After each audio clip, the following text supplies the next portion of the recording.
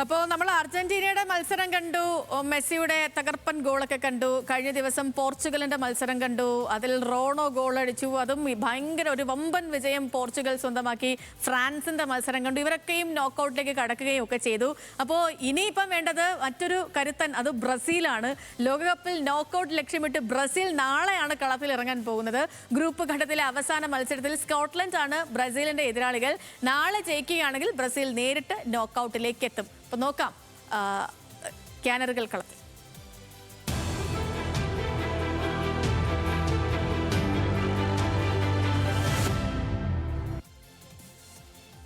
സൂപ്പർതാരം Neymar junior നിർണായക മത്സരത്തിൽ ബ്രസീലിന് വേണ്ടി കളത്തിൽ ഇറങ്ങിയേക്കും. നെയ്മർ ടീമിനൊപ്പം ഉണ്ടാകുമെന്ന് പരിശീലകൻ കാർലോ ആഞ്ചലോട്ടി അറിയിച്ചിട്ടുമുണ്ട്. വേൾഡ് കപ്പ് ഡെസ്കിൽ നിന്ന് നമ്മുടെ കിലാഫ് അഹമ്മദ് ചേരുന്നുണ്ട് വിവരങ്ങളുമായിട്ട്. കിലാഫെ, ഗുഡ് ഈവനിങ്. ഈ ലോകകപ്പ് ഗ്രൂപ്പ് ഘട്ടത്തിലെ വളരെ നിർണായകമായ മത്സരത്തിൽ സ്കോട്ട്ലൻഡിനെതിരെ ബ്രസീൽ ഇറങ്ങുമ്പോൾ നെയ്മറും ഉണ്ടാകുമെന്ന ആശ്വാസ വാർത്തകളുണ്ട്. പക്ഷെ അപ്പോഴും റഫീഞ്ഞ മത്സരത്തിൽ കളിക്കില്ലെന്ന് പരിശീലകൻ ആൻസലോട്ടി തന്നെ സ്ഥിരീകരിച്ചു. അപ്പം ഇത് ബ്രസീലിനെ പ്രതിരോധത്തിലാക്കുമോ? കാരണം ഈ മത്സരം ബ്രസീലിനെ സംബന്ധിച്ച് ഏറെ നിർണായകമാണല്ലോ.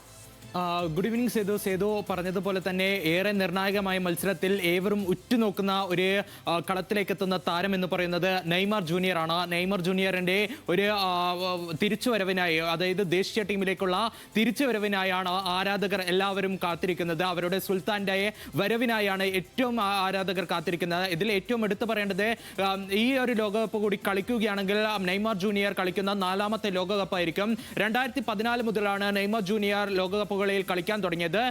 8 ഗോളുകളും അതേപോലെ തന്നെ 4 അസിസ്റ്റുകളുമാണ് നെയ്മറിന്റെ പേരിൽ ഈ ഒരു ലോകകപ്പിൽ മാത്രമായിട്ടുള്ളത്. അതിൽ ഏറ്റവും പ്രധാനമെന്ന് പറയുന്നത്, നമുക്കറിയാവുന്നതുപോലെ തന്നെ ബ്രസീലിന്റെ എക്കാലത്തെയും മികച്ച ഗോൾ വേട്ടക്കാരിൽ 1ാം സ്ഥാനത്താണ് 79 ഗോളുകളുമായി നെയ്മർ നിലനിൽക്കുന്നത്. ഒപ്പം അതിൽ ഏറ്റവും എടുത്തു പറയേണ്ടത്, പെലെയെ മറികടന്നുകൊണ്ടാണ് ആ ഒരു നേട്ടം എത്തിയത്.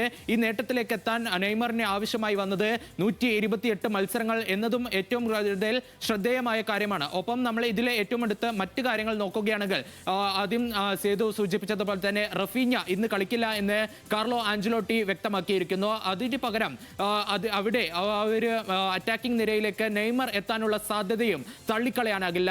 ഇന്ന് കാർലോ ആഞ്ചലോട്ടി പറഞ്ഞത്, താരം മുഴുവൻ രീതിയിലുള്ള പൂർണ്ണ ഫിറ്റ്നസ് വീണ്ടെടുത്തു കഴിഞ്ഞു നെയ്മർ ജൂനിയർ. അതേപോലെ തന്നെ ഈ ഒരു ടാക്ടിക്കൽ പ്രാക്ടീസിൽ, പരിശീലന സെഷനിൽ ഒരൊറ്റ തവണ മാത്രമാണ് കാർലോ ആഞ്ചലോട്ടിയുടെ കീഴിൽ നെയ്മർ ജൂനിയർ കളത്തിൽ ഇറങ്ങിയിരിക്കുന്നത്. അതുകൊണ്ട് തന്നെ ചിലപ്പോൾ അവിടെ ഒരു സൂപ്പർ സബ്ബായിട്ടായിരിക്കും നെയ്മർ ജൂനിയർ എത്തുക. അങ്ങനെയാണെങ്കിൽ ലൂക്കസ് പഗറ്റോയ്ക്ക് പകരമായി അറ്റാക്കിംഗ് മിഡ്ഫീൽഡർ നിരയിലേക്കായിരിക്കും നെയ്മർ ജൂനിയർ എത്തുക. അങ്ങനെയാണെങ്കിൽ റഫീഞ്ഞയ്ക്ക് പകരം അവിടെ എത്തുക ഗബ്രിയൽ മാർട്ടിനെല്ലിയോ അല്ലെങ്കിൽ റയാനോ അല്ലെങ്കിൽ എൻട്രിക്കോ ആയിരിക്കും ആദ്യ 11-ൽ സ്ഥാനം പിടിക്കുക.